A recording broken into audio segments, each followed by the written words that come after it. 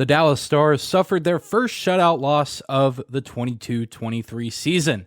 And on today's episode, we'll take a deep dive into this game, talk about what went wrong, and we'll hear some post-game thoughts from defenseman Miro Heiskanen, captain Jamie Benn, and head coach Pete DeBoer. We'll be taking it segment by segment on today's episode of Locked On Stars.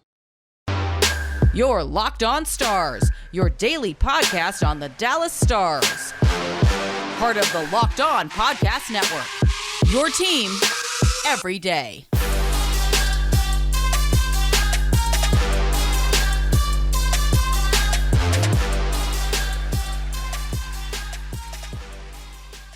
Howdy, Stars fans. Welcome back to the Locked On Stars podcast, the only daily podcast covering the Dallas Stars, part of the Locked On Podcast Network, your team every day. I'm your host, Dane Lewis, your local expert on all things Dallas Stars hockey, coming to you on this Wednesday, December 7th. And whether this is your first time here or you are a recurring listener of the show, thank you for stopping by and making Locked On Stars your first listen of the day. If you're new to the show and you're watching on YouTube, be sure to hit that subscribe button. And if you're listening on audio only, you can follow us on your favorite podcasting platform as well.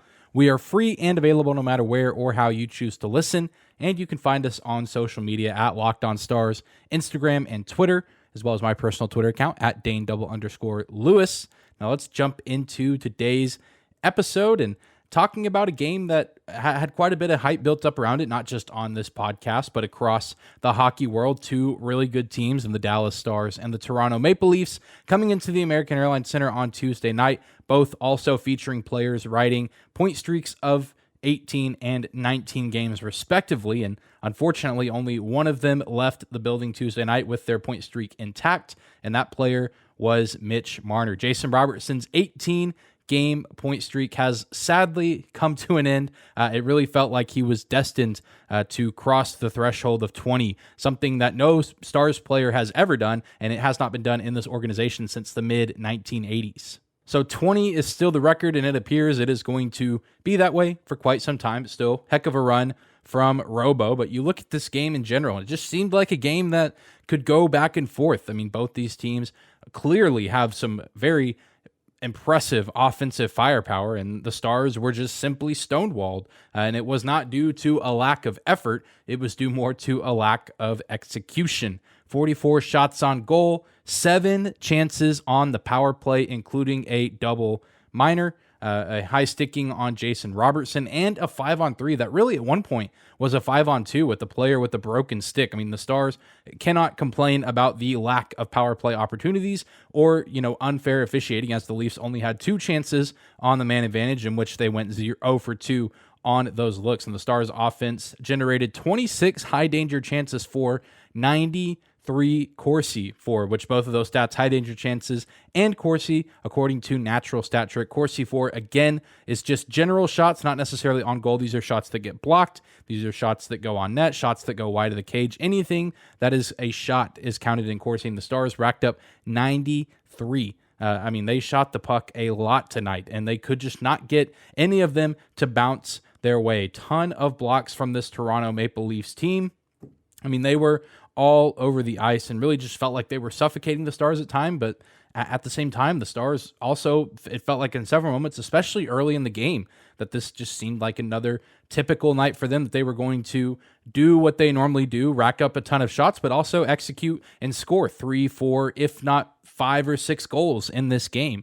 But you got to give credit to the Leafs netminder Matt Murray, who had a fantastic game. Jake Ottinger, I thought, played well too. I know that there were people complaining about his performance online, but if you look at the goals that were surrendered, it's hard to peg those on Jake. Of course, you'd love to see him make the saves, but especially that second one. Go back and watch that Austin Matthews goal.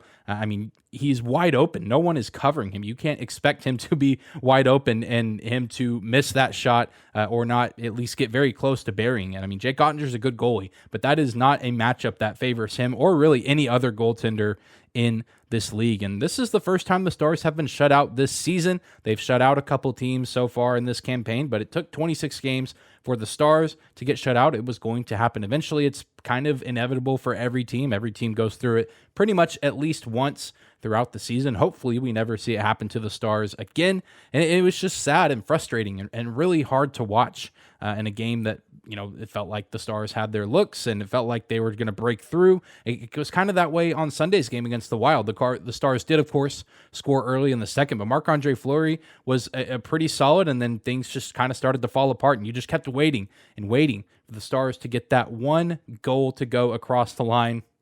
And then with this team, it really just takes one goal, and then this team can get rolling. We've seen that several times this season in crazy comebacks, and this would have been a pretty small comeback in comparison to the games against Minnesota and Chicago earlier this season. But one of the trickiest parts to watch in this game was the power play. We talk about 7 opportunities. I believe that's the most chances the Stars have gotten in a game so far this season, and they were not able to execute. Again, one of those chances, a 5-on-3, one of them, a double minor. 4 minutes on the power play, and it's not for a lack of looks. There were several chances that seemed like they were just set to go in, but either it was blocked by a Leafs defenseman or it was saved by Matt Murray. Now let's go and listen to one of the members of the Stars' top power play unit in Miro Heiskanen and hear his thoughts after a game like this. Yeah, we had of course, a lot of chances and a lot of power play time. So yeah, we had great chances but didn't score. So yeah, it's of course a little frustrating, but yeah, need to move on and be better next game. As you get more chances, does it get into your head at all? Does it get mental? You push too hard? Not really. I think it's been working well this season, so yeah, we don't get too frustrated if it's not going in. But of course, we had so many chances, so it's a little bit frustrating. But that's a part of the game. Sometimes it's not going in, but yeah, we had still good chances. We just need to score from those. Was there anything Murray was doing in particular tonight, or was it just making saves? Yeah, he was really good tonight. Made some huge saves, but at the same time, it's our job to score goals and try to find the open net. So yeah, we didn't do that, but yeah, he was really good.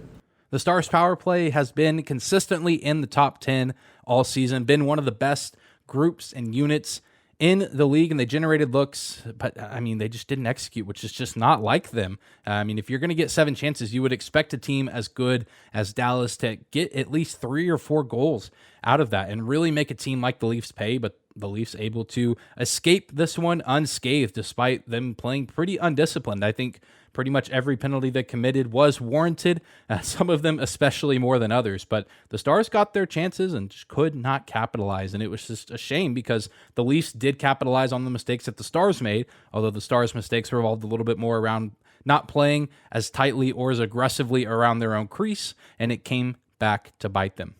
Well, we're going to take a quick break, but when we come back, we will hear from Stars captain Jamie Benn and get his thoughts on last night's shutout loss.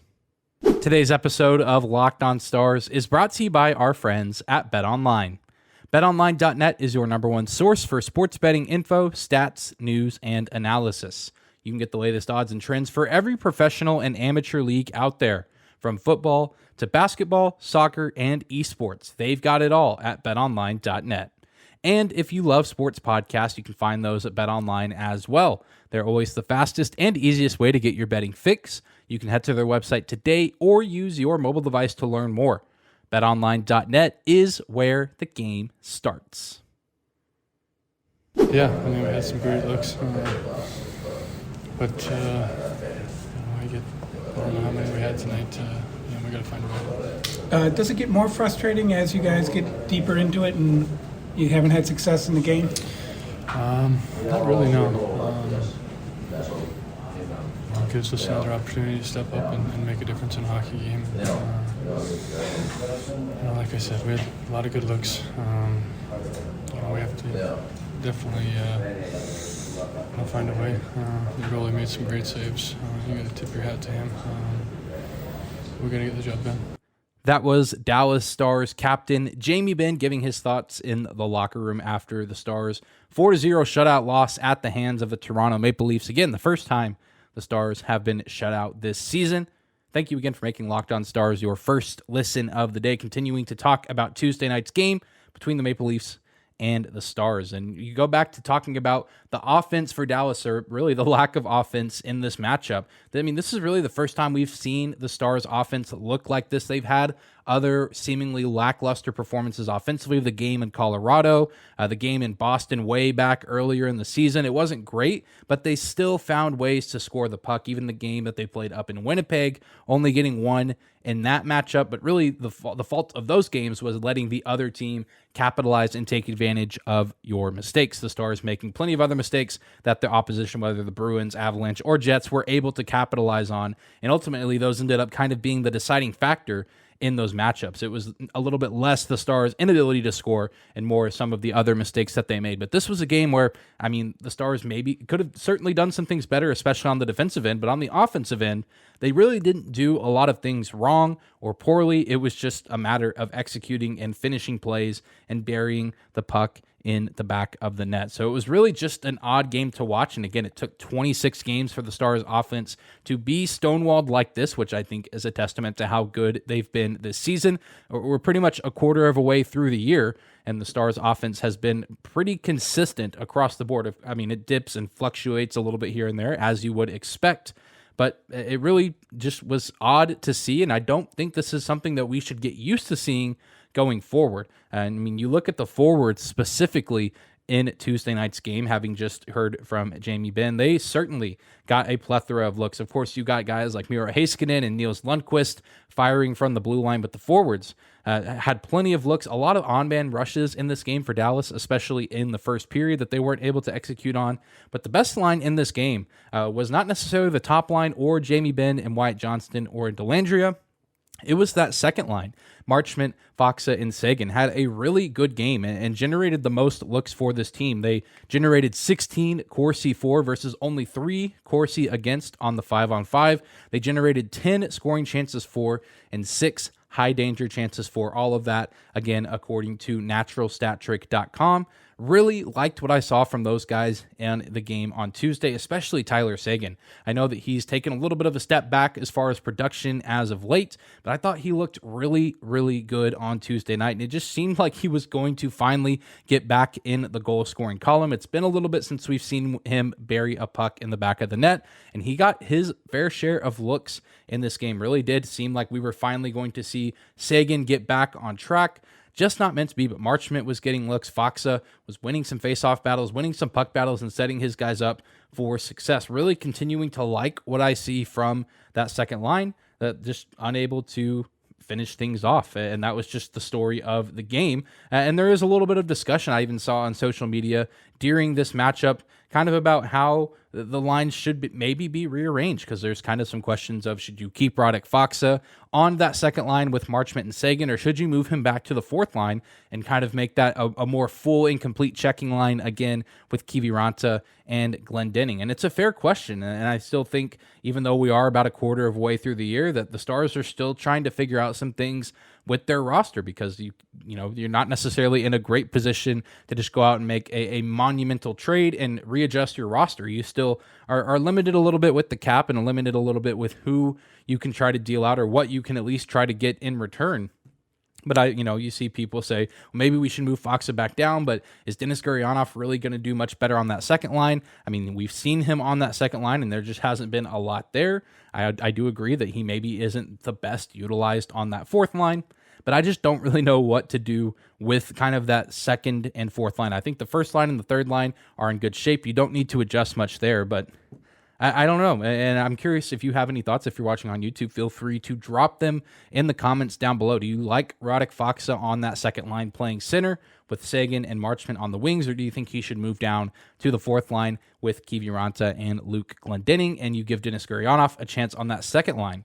I'm really curious to hear your thoughts, and I know there's even some speculation that if the Stars are looking to make a trade at some point this season, we're obviously still months away from the NHL trade deadline. I believe, and I think rightfully so, a lot of other people believe as well, that Denis Gurianov could potentially be the biggest commodity as far as a skater goes for the Stars. I'm not saying it's a guarantee he'll get moved. I'm not necessarily sure what the demand for a guy like Denis Gurianov would look like or what a package deal would look like. That's a different conversation for a different day, but I mean, it's just something worth considering and something I'm curious to see how the coaching staff handles going forward, because I think based on the performance Tuesday night, you might keep that second line intact and just see if you can continue to get good production from those three, because it really feels like Seguin and Marchment have just been waiting for an ideal teammate.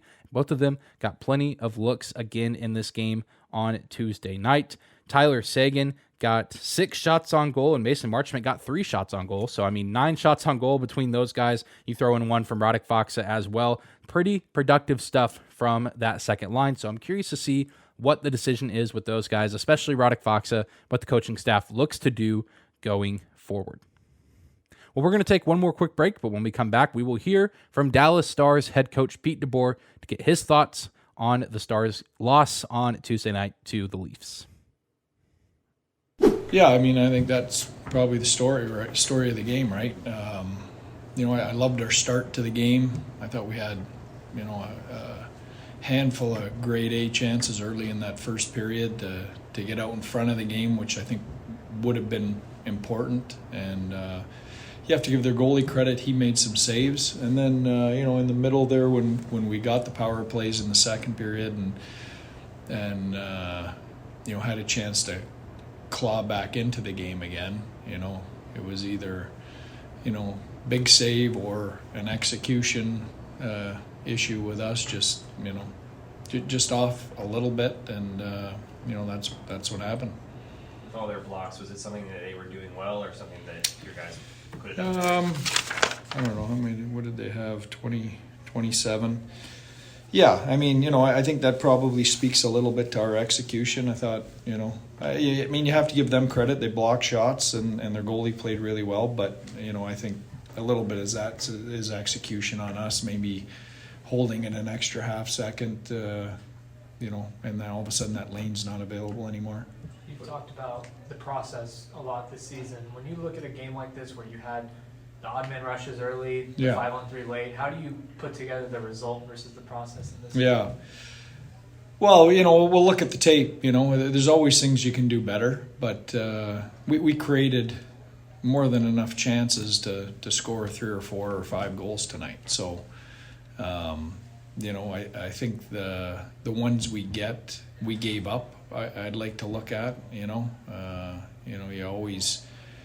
always want to defend a little bit better, and there was a couple there where we either skated by coverage or lost a battle in front of the net, things like that. So you can always defend better, but we created enough offense tonight to score 3 or 4, and most nights when we've done that, we have scored 3 or 4. We didn't tonight, and you have to give their guy some credit for that. That was Dallas Stars head coach Pete DeBoer giving his thoughts on last night's 4-0 shutout loss that the Stars suffered at the hands of the Toronto Maple Leafs. And I think, you listen to the post-game audio and nothing sounding too drastically different. I think one of the biggest takeaways for me after this game is the people we talked to, granted we only talked to 2 players and, of course, Coach DeBoer, is no one seemed, necessarily extra down or, sad, I guess, after this game more than any other loss that I've been around for this season and gone and spoken to players and coaches after the game. I mean, not that you're just happy after a loss or, everything's fine and there's no need to make adjustments or try to fix things. But I think that's one thing that's worth noting is that no one really seemed extra down after this game. It did feel like a little bit worse of a loss, at least me watching, but I think this team is still, is in a good space mentally. I think they know who they are. They know what they're capable of and what they can do night in and night out. And I think if they continue to work hard and put their nose to the grindstone in practice and make those adjustments behind the scenes, that's where teams get better, is when the lights aren't on, the cameras aren't on, they're in practice, they're in film, they're taking care of themselves. That's where teams truly get better, and that's where teams can elevate their games from good to great to eventually being a championship level team. And so I think that's what's really important, is the confidence remains in that Stars locker room. Those guys trust each other. They know who they are as a team. They know what they can do together. And I think that, I believe it, and I bet that everyone in that locker room does as well, that Tuesday night's game was an anomaly. That is not the Dallas Stars that will be remembered in the 22-23 season. If they continue to do what they've done this season, is go back to the drawing board and understand that things aren't going to go perfect all the time. Things are not going to always fall your way. Sometimes you are going to get shut out at home despite getting 44 shots on goal, and sometimes the puck is just not going to bounce your way. It happens. It happened a lot last season, but I don't think that this version of the Dallas Stars is going to fall into some sort of trap after this game. And Pete DeBoer, seemed very pleased with the effort that his team gave. There's really just a lack of execution and maybe a few things that you can work on in practice, things that you can look at in film and make the proper adjustments and then get ready to go for another game on Thursday. Games like this are just bound to happen every once in a while. It's inevitable. Teams just have bad games. There's 82 games in a season. You're going to have a few duds here and there, and it's just an unfortunate part of the game. And the good thing is now the Stars can move on from this one and look forward to their next matchup. And they're still in a good place in the division. They're tied with 33 points with the Winnipeg Jets, who got a win last night. They're still tied for the first place spot in the division. No need to panic. I think this team is going to be just fine. You just got to shake this one off and continue to work hard. Again, keep your nose on the grindstone and continue to find ways to get better and make the proper adjustments. We've said it before, we've heard it before, that good teams stop the bleeding, and the Dallas Stars still have a great opportunity to do just that over the next two games. A home game on Thursday against the Ottawa Senators. You want to talk about teams that just have the Stars' numbers in the past several meetings? It's the Toronto Maple Leafs, and I feel like the Ottawa Senators, although these are very different teams as far as where they stand in playoff picture and record, and that is very much the case this time as well. The Senators seemingly not as good as the last time these teams got together, but we're just going to have to see what happens on Thursday's game. We'll, of course, preview that game tomorrow, but then the Stars also play the Detroit Red Wings in a Saturday afternoon game. You know how I feel about afternoon games, but another great opportunity, a quality opponent, and the Dallas Stars have a great chance to get 4 points out of those games, and then it's a pretty brutal road trip through the Metropolitan Division after that. They'll be on the road. They got the Devils, the Penguins, the Hurricanes. I know the Columbus Blue Jackets. I'm missing a team on that road trip, but it's not an easy road trip coming up for the Stars, and they're going to have to get some wins on that trip as well. But you've got to get these important up-for-grab points on home ice and get a little bit of momentum going before you go out on the road for the next week and a half or so and play against some really talented, really tough teams from the Metropolitan Division.